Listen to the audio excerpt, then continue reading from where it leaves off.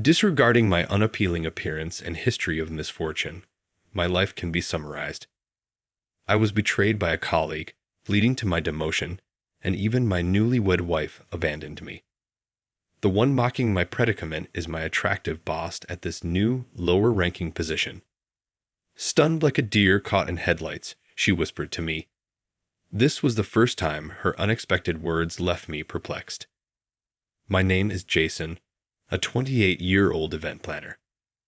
I recently got married, no longer a single man. With this new commitment, I believed I had my life in order. But then, an incredible incident occurred. Who requested the champagne for tomorrow's event? We're short. Aren't you mistyping the number? My boss's booming voice echoes through the office. This event I'm overseeing involves enjoying champagne and wine at a city park. I was the assistant in charge of this event. Let me check the order form. As I hurried towards my boss, he frowned at me. He struggles to work with me. Looks play a crucial role in how others perceive us, accounting for a significant portion of first impressions. Regrettably, I was endowed with a rather stern-looking countenance, often mistaken for an expression of anger. Furthermore, my stature surpassed the typical preference, adding to the impression of an imposing figure. My boss, in particular, finds my presence intimidating, and I now approach him with a sense of urgency and desperation. For a brief moment, my boss appeared ready to flee. There was my signature on the order form, but I had not reviewed this document beforehand. Initially, I was excluded from the champagne order. I was at a loss for words. One of my senior colleagues, smirking, called out to me, "You really messed up this time, didn't you? What are you going to do about it?" Despite the critical situation, he was grinning from ear to ear. That's when it dawned on me. I remembered that the person in charge of ordering was my senior. My senior and boss began to whisper amongst themselves. This was not a good sign. My senior is well-liked and has a good standing with our boss. My boss perceives me differently than others as he dislikes me. I checked with Robert. "Jason, it was your mistake after all." My boss's face turned red with anger as he grabbed my collar. This was to be expected. This was the biggest event of the season. "It's not my fault," I said. I was removed from the wine team. No one cared to listen to my words. Robert kept smirking, looking at me. If he has time to laugh, he should do something. The big day is here, so I've made the choice to reach out to all the wholesale alcohol providers. No matter what I say, I'll likely be held responsible. I almost let out a deep breath, but there's no time for that. I need to do as much as I can with the little time I have left. The event's champagne arrived early in the morning, a true stroke of luck. A supplier I had a good rapport with reached out to liquor companies beyond our local area to help me. Those familiar with this phrase I've been using since college days would understand. Exhausted, I mumbled to myself as I dozed off at my desk. One by one, I could sense my coworkers filing in. They were all amazed to see the delivered champagne. In my drowsy state, I heard Robert's voice. "It's a breeze when I handle it. I can fix my junior's silly errors in a flash." Seemingly unaware of my dozing, he boasted as if he had single-handedly solved everything. My colleagues also expressed their admiration. True to form, Robert's charming looks, eloquent speech, and pleasant demeanor had clearly contributed to his success in life. "Are you napping while Robert's working hard?" Suddenly, I was yanked awake by the back of my neck, my boss gripping my collar, his face twisted in anger. I was promptly summoned to the director's office. Responsible for this blunder, I felt utterly irritated, glimpsing the self-satisfied expression of Robert from the corner of my vision. The message conveyed to me in the manager's office was a relocation to a remote branch. In simpler terms, a step down. However, I recently tied the knot. This poses a challenge. My voice came out involuntarily. I've only been married for 6 months, and my wife is working too. She would also be troubled by a sudden transfer. Do I look like I care about your personal problems? Reflect on the harm you were about to cause the company at your new location. Fix that attitude too. My boss was now calling the new location my demotion openly. A transfer order was thrown at me. The destination was a small branch in a seaside town. I've been demoted from my subleader position as well. My salary will likely decrease accordingly. After leaving the director's office, I immediately sent a message to my wife. I didn't have the courage to tell her directly. However, she didn't reply immediately. A week after that incident, I found myself in the town of my demotion. It was near the sea, with the scent of the tide in the air. In the end, my wife left me just 6 months into our marriage. She made it clear to me when I got demoted. She couldn't quit her job, and she married me because I was earning well. It seems I'm no longer needed as I've lost that value. I heard later that she had been involved with someone else before our marriage. My demotion was a convenient excuse for her to leave. You never know what life will throw at you. And now, at this new workplace, I have to start from scratch. The first time I showed up at work, everyone looked at me as if they were terrified. The towering man of 6'7", with a harsh gaze, just disappeared. I knew the reaction was justified, but it still hurt. I may look intimidating, but I'm not one for fights. I can't boast about my strength, and I hate conflicts. Apparently, I seem cold to others, and they tend to keep their distance from me. This has been the case since my student days, and it hasn't changed since I started working. Those who get to know me well trust me, but few people make it that far. The new office clerk is a young girl, and she seems to be constantly scared of me. My other colleagues also treat me like I'm a delicate, touchy subject. There was only one person who treated me without any discrimination. That was the branch manager, Miss Lisa Richardson. She was an astonishingly beautiful woman. I was so stunned at first that I just stared at her. She always had her long hair loosely tied up and wore heels. Her lipstick was always red. She looked both pure and strong. 2 beauty spots lined up under her left eye, and when she smiled, her eyes narrowed in a way that was really charming. On top of that, she was a perfect beauty who was great at her job. She was particularly kind to me. I'm not being conceited. She really was especially kind to me. If I was eating alone, she would always invite me into the lunch group. If I was quiet, she would bring up various topics, trying to bridge the gap between me and the other colleagues. With her help, I quickly adapted to the workplace. It became more comfortable for me than the main office. People are not as they appear, she would tell our coworkers and people in the community while introducing me. In this world setting, it's essential to build relationships with the local residents. From small to large events, our company seemed to handle almost all of them. The office clerk told me that every group we worked with became a regular customer. Recently, I've even received fish from a local lady or dishes for dinner. In return, I get asked to do various things, like cleaning high places or changing light bulbs. For the summer dance festival, we're counting on you to take the lead, Jason. Lisa said to me once I'd really settled into the local community. It appears to be conducted in collaboration with local elementary schools and community associations. I would probably be interacting with even more people than I am now. I wondered, can I really handle such a crucial role? I wondered if I could handle such an important role. I'm anxious about making a bad impression on people I meet for the first time. I don't want to put my coworkers, who have been so kind to me, in a tough spot. It was those colleagues who encouraged me when I was unable to respond right away. It's all right, we've got your back, they all reassured me. I had never been treated so gently before, and I almost found myself tearing up. It's all thanks to Lisa. When I look at her, she's perched ever so elegantly on a desk, legs crossed, smiling. The heel caught on her toes, swaying left, a strong impression. Lisa usually appears prim and proper, but sometimes odd gaps in her character show. She can be surprisingly rough around the edges or use crude language. Even though low heels would make her work easier, She always wears high stilettos. But these heels look cooler, don't they?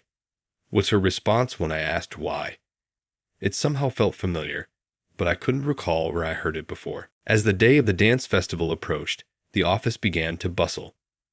One day, a local police officer from the substation attached to the office dropped by.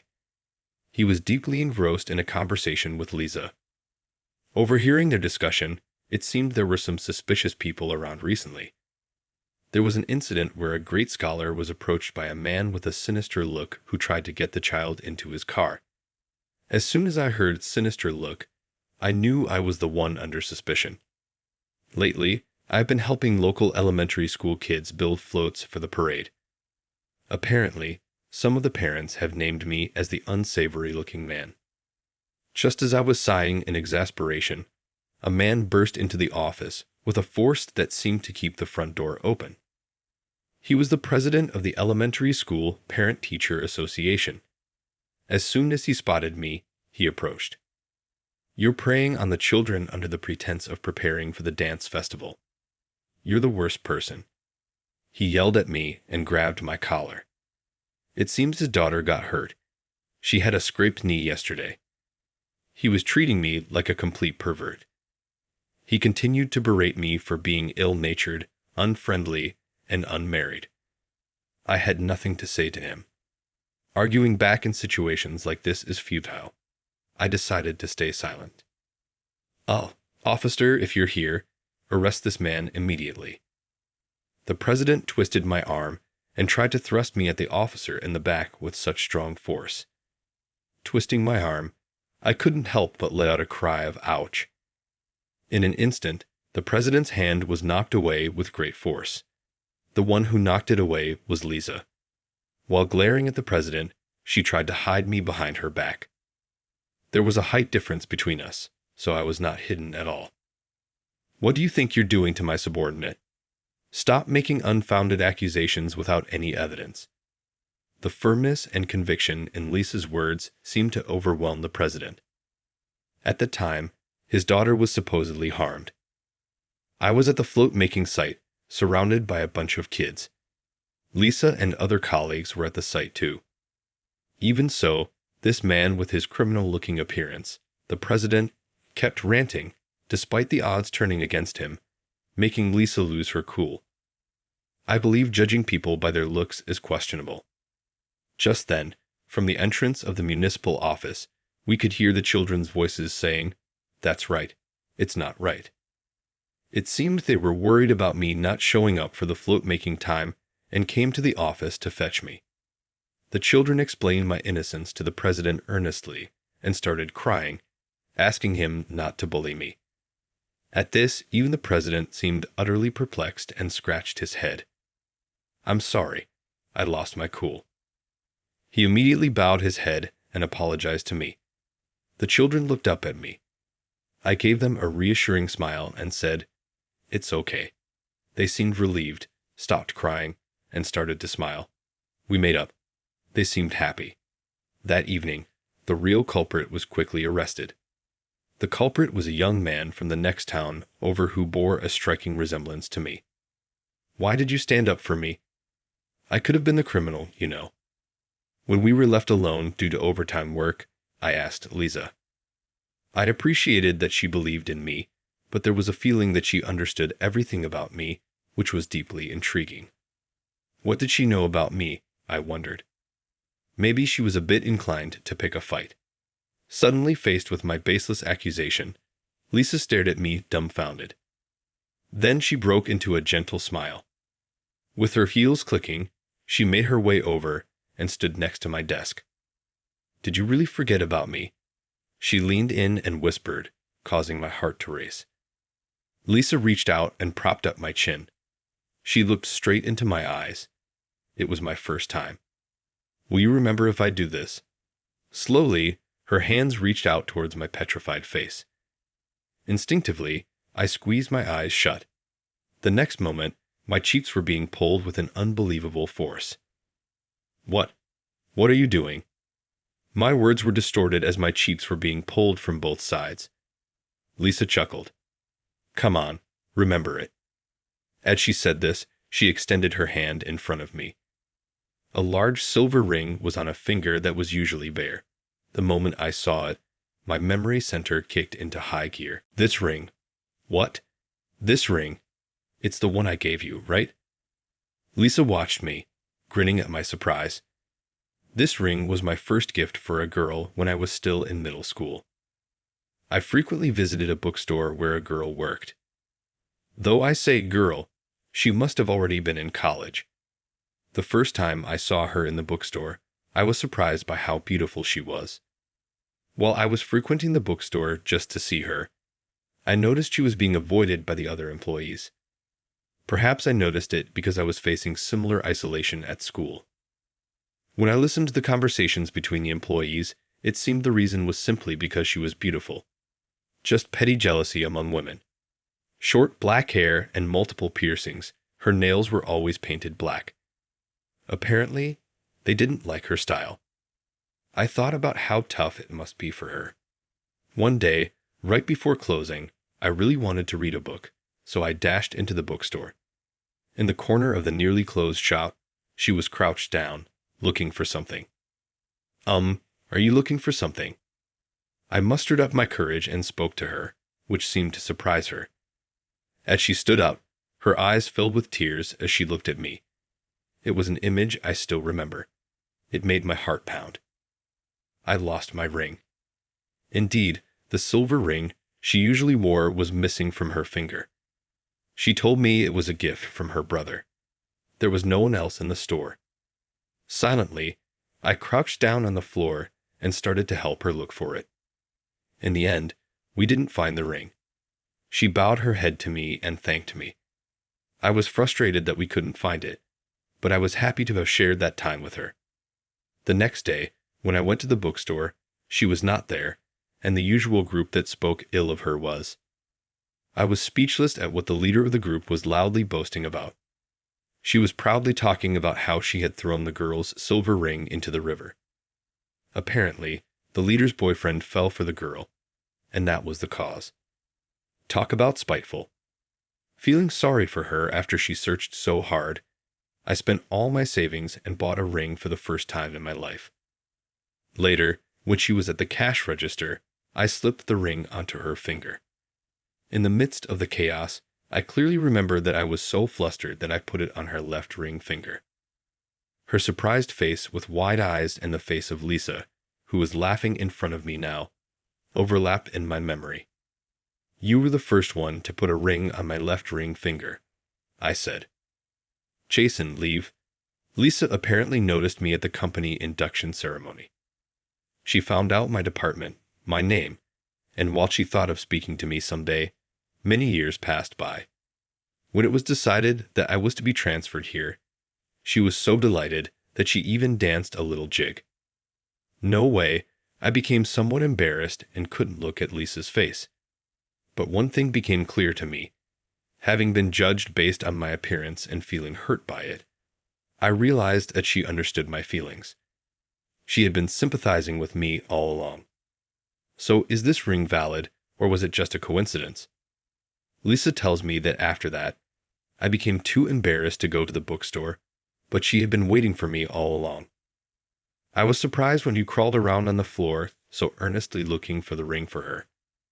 Ever since then, I've been concerned about you. I couldn't recognize Lisa, who had a completely different atmosphere from her student days, but talking like this, she hasn't changed at all from that time. Of course it's valid. Lisa grinned satisfactorily at my response. I guess I won't be able to win against her, but I feel like we can be together forever because we understand the same kind of pain. Next time, I'll propose with a proper ring. I made the declaration while shyly looking away. Lisa bursts into laughter and says, I'm looking forward to it. What did you think of that? Subscribing to the channel would be a great motivation for me to create more content.